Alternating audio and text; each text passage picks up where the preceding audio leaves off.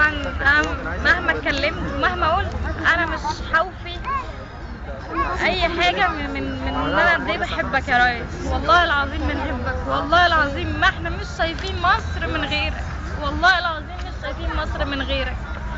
انت بجد عملت اكبر غلطه في حياتك ان انت اتنحيت وليه سبتنا. انا مش هقدر اقول ان انا اليوم ده عملت اصلا ايه، والله العظيم مش هقدر اقول. انا اليوم ده كنت حاسه ان انا هموت، انا اليوم ده كنت حاسه ان انا هموت بجد. محدش يعرف الكلام ده غير امي واختي بس. والله العظيم يا ريس انت غلط ان انت سبتني، انا مش شايفه مصر دي مع حد غيرك. انا من يوم ما اتولدت وانا بشوف صورك وانا مش بشوف حد غيرك يا ريس. والله العظيم انت اكبر غلطه عملتها. انا بس بعتب عليك في دي يا ريس، والله العظيم بعتب عليك في دي ان انت سبتني مشيت عشان انا نتقابل من غيرك وهنروح في 60 داهية. انا عارفه مصر دي هتبوظ من غيرك. والله العظيم هنتدمر وهنتهزق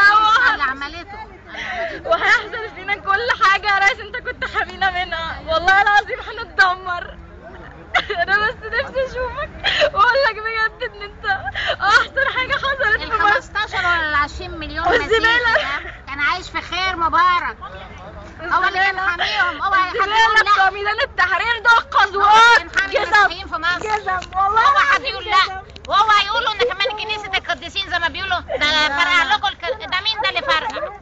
احنا عارفين مين اللي بيعمل الحاجات دي. ولو في شويه كده دخلوا في دماغهم ان حبيب العدلي اللي عملها، انا من هنا بقول لا. انت كنت حمينا واوعى حد يفكر غير كده. احنا اللي قعدنا في مصر هو مبارك، وبعد مبارك انا هاخد عيالي وامشي. ما ينفعش اكمل هنا، ما ينفعش.